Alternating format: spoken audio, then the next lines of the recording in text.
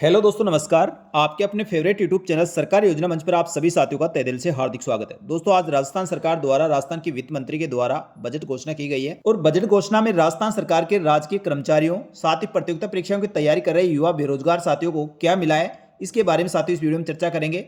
साथियों, राजस्थान सरकार के वित्त मंत्री के द्वारा बजट 2026-27 आज 11 फरवरी को विधानसभा में पेश किया गया है। बजट साथियों, राजस्थान की उप मुख्यमंत्री और वित्त मंत्री श्रीमती दिया कुमारी ने आज 11 फरवरी 2026 को राजस्थान का बजट पेश किया गया है और इसमें हर वर्ग का दोस्तों बजट में ध्यान रखा गया है। लेकिन बजट में राजस्थान के कार्मिकों, साथ ही राजस्थान के युवा बेरोजगार साथियों को क्या मिला है, उनके लिए क्या घोषणा की गई है, उनके बारे में साथियों इस वीडियो में चर्चा करेंगे, इसलिए वीडियो को पूरा अंत तक देखें। तो साथियों, बात करें बजट में कार्मिक कल्याण की, तो प्रदेशवासियों को जन कल्याणकारी योजनाओं का लाभ दिलाने और सुशासन देने में जनप्रतिनिधियों के साथ साथ कार्मिकों की भी महत्वपूर्ण भूमिका होती है। इसमें वित्त मंत्री का कहना है कि हमारी सरकार कार्मिकों और पेंशनरों के हितों के लिए भी संवेदनशील है। प्रदेश के सरकारी कर्मचारी संगठनों द्वारा पदोन्नति के समुचित अवसर प्रदान करने व वेतनमान में संशोधन संबंधी विभिन्न मांगों का तुलनात्मक अध्ययन और विश्लेषण कर अनुशंसा किए जाने तो एक उच्च स्तरीय समिति का गठन किया जाएगा और यह समिति भविष्य में जो 8वां वेतन आयोग लागू होगा और यह समिति भविष्य में 8वां वेतन आयोग जैसे केंद्र से इसकी रिपोर्ट प्राप्त होती है उसे राज्य में लागू करने के संबंध में आवश्यक परीक्षण कर सिफारिश राज्य सरकार को प्रस्तुत करेगी। तो साथियों, बजट में कर्मचारियों के लिए पदोन्नति के सुनिश्चित अवसर, साथ ही वेतन विसंगति दूर करने और 8वें वेतन आयोग की रिपोर्ट के लिए एक समिति का गठन का ऐलान किया गया है। इसके बाद साथियों, प्रदेश में आउटकम बेस्ड वर्क कल्चर को बढ़ावा देते हुए स्मार्ट, रेस्पॉन्सिव और फ्यूचर रेडी ग्रीवेंस को सुदृढ़ करने की आवश्यकता है। इस हेतु राज्य सेवा के अधिकारियों की क्षमता और संवर्धन के लिए अंतर्राष्ट्रीय स्तर पर ट्रेनिंग कोर्स की सुविधा की जाएगी। इससे अधिकारिक कर्मयोगी की भावना से रूल बेस्ड व रोल बेस्ड कार्यशैली की ओर अग्रसर होंगे। साथियों, बजट में राज्य सेवा के अधिकारियों को कार्यकुशलता बढ़ाने और उनको ट्रेनिंग देने के लिए अंतर्राष्ट्रीय स्तर पर ट्रेनिंग की व्यवस्था की जाएगी।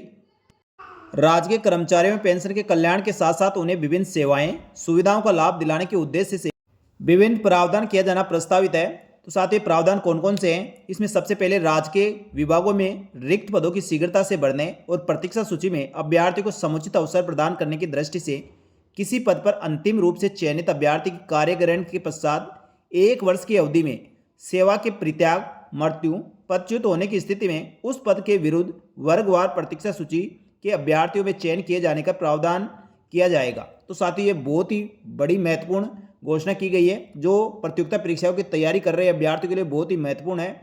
साथ ही प्रतियोगिता परीक्षाओं में एक बार किसी अभ्यर्थी का चयन होता है और उसके द्वारा कार्यग्रहण कर लिया जाता था तो उसके पश्चात वह पद भरा हुआ माना जाता था, उस पद पर कोई वेटिंग लिस्ट नहीं निकाली जाती थी। लेकिन साथियों, इस बजट घोषणा में प्रतियोगिता परीक्षाओं की तैयारी कर रहे युवा साथियों के लिए बहुत ही महत्वपूर्ण ये घोषणा है। इसमें साथियों, एक बार कोई अभ्यर्थी कार्यग्रहण भी कर लेगा और 1 साल की अवधि में यदि वह उसको पद से त्यागपत्र देता है, परित्याग करता है, मृत्यु हो जाती है, पदच्युत होने की स्थिति में उस पद को खाली होगा, उस पद पर प्रतीक्षा सूची में वर्गवार अभ्यर्थियों का चयन किया जाएगा। यानी साथियों, 1 साल की इसमें अवधि रहेगी और 1 साल के अवधि में कोई भी कार्मिक यदि पद छोड़ता है, किसी कारण से वो पद खाली होता है, तो उसमें वेटिंग से अभ्यर्थियों से उस पद को भरा जाएगा।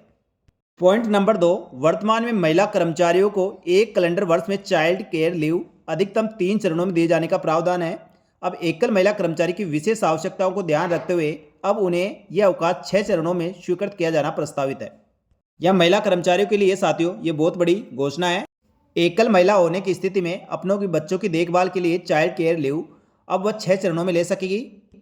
नंबर 3, सरोगेसी से मातृत्व प्राप्त करने वाली महिला कर्मचारियों को राहत दिए जाने के उद्देश्य से सरोगेट मदर को 180 दिवस का तथा कमीशनिंग मदर को 90 दिन का मातृत्व अवकाश दिया जाएगा। साथ ही नंबर 4, पारिवारिक पेंशन प्राप्त करने वाली विशेष योग्यजन बच्चों को राहत देते हुए अब प्रति 3 वर्ष में परमानेंट डिसेबिलिटी प्रमाण पत्र प्रस्तुत करने की बाध्यता के स्थान पर सिर्फ एक बार प्रमाण पत्र प्रस्तुत किया जाना प्रस्तावित है। नंबर 5, पेंशनरों को नियमित पेंशन भुगतान हेतु नियमों में सरलीकरण करते हुए मोबाइल ऐप द्वारा फेस ऑथेंटिक टेक्नोलॉजी के माध्यम से राज्य पेंशनर द्वारा स्वयं के वार्षिक जीवन प्रमाण पत्र प्रस्तुत करने की सुविधा प्रदान की जाएगी।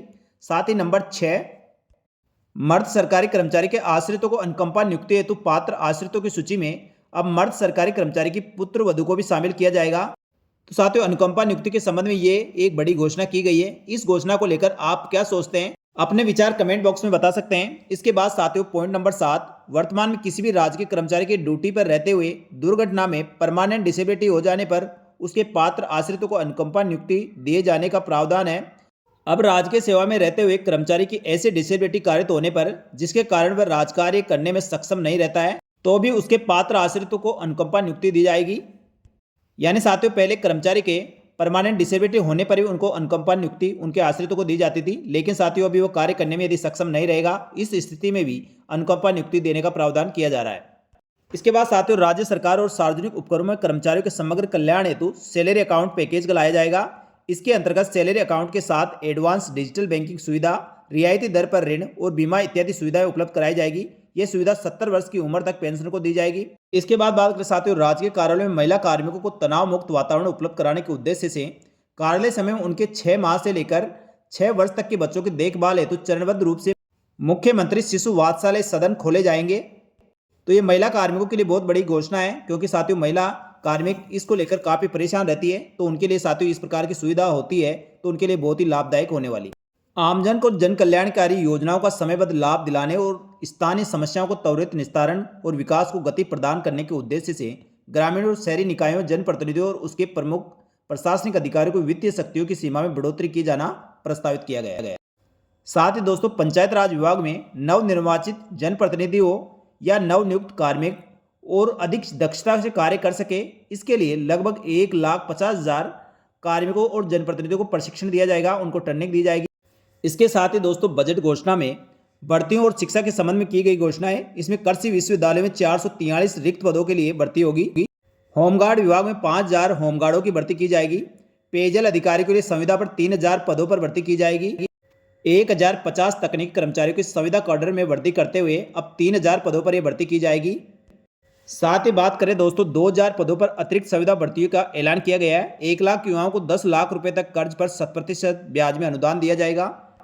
कक्षा 10 और 12 के मेधावी छात्रों को टैबलेट और लैपटॉप के लिए 20,000 रुपये का ई वाउचर दिया जाएगा। एनटी के तर्ज पर राजस्थान स्टेट एजेंसी की स्थापना करने की घोषणा की गई है। साथ ही दोस्तों, राजस्थान के 5,000 युवाओं को 5 भाषाओं में प्रशिक्षण ट्रेनिंग देने का इसमें घोषणा की गई है। कक्षा 9वीं में प्रवेश लेने वाले सभी जरूरतमंद छात्राओं को ई वाउचर दिए जाएंगे और आगामी सत्र में 500 विद्यालयों में व्यावसायिक शिक्षा की शुरुआत की जाएगी। साथ ही युवाओं को अपना खुद का व्यवसाय शुरू करने या अपना उद्योग लगाने के लिए 10 लाख रुपए तक का ब्याज मुक्त ऋण मिलेगा। अपने युवा साथियों अपना व्यवसाय शुरू कर सकते हैं, अपना रोजगार शुरुआत कर सकते हैं। इसके लिए राज्य सरकार 10 लाख रुपए तक का लोन बिना ब्याज के देने वाला है। इसकी शुरुआत साथियों राज्य सरकार ने कर दी गई है। तो आप ऑनलाइन आवेदन करना चाहते हो तो इस योजना के लिए आवेदन कर सकते हैं। वह व्हाट्सएप पर आपको मिलेगी ई मित्र की 100 सेवाएं। यानी साथियों ई मित्र पर आपको जो सेवाएं ई मित्र के द्वारा दी जाती है वो आपको व्हाट्सएप ऐप के माध्यम से ये सभी योजनाओं की जानकारी और इससे संबंधित सेवाएं आपको दी जाएगी। इसके साथ ही दोस्तों, राज्य सरकार द्वारा बजट घोषणा में 8वें वेतन आयोग कमेटी और 70 वर्ष तक बीमा लोन की सुविधा की घोषणा की गई है। सरकारी कार्मिकों और उपक्रमों में कार्य करने वाले कर्मचारियों के लिए एक सैलरी अकाउंट पैकेज लाया जाएगा। तो साथियों, राजस्थान सरकार के बजट घोषणा में यहाँ पर राज्य कर्मचारियों, पेंशनरों और साथ ही युवा बेरोजगार साथियों के लिए इस प्रकार की महत्वपूर्ण घोषणा की गई है। इन सभी घोषणाओं को लेकर साथियों आपके मन में क्या विचार है, आप इससे कितना संतुष्ट है या असंतुष्ट, आप कमेंट करके जरूर बताएं। बजट घोषणा की पूरी PDF साथियों हमारे टेलीग्राम चैनल पर ये डाल दी जाएगी, वहां से आप चेक कर सकते हैं। तो साथियों ये थी युवा बेरोजगार साथी, साथ ही राज्य कर्मचारी पेंशनों के संबंध में बजट घोषणा की महत्वपूर्ण जानकारी। ये जानकारी अच्छी लगी तो वीडियो को लाइक जरूर करें। इस प्रकार की महत्वपूर्ण जानकारी के साथ ही राजस्थान सरकार की समस्त सरकारी योजनाओं की महत्वपूर्ण जानकारी के लिए हमारे YouTube चैनल सरकारी योजना मंच को सब्सक्राइब करके बेल आइकन प्रेस कर ले, जिससे दोस्तों आगे आने वाली वीडियो को नोटिफिकेशन आपको तुरंत प्रभाव से मिल सके। इस वीडियो में इतना ही, जल्दी मिलेंगे दोस्तों एक और महत्वपूर्ण सरकारी योजना की जानकारी लेकर। तब तक के लिए धन्यवाद। जय हिंद, जय भारत।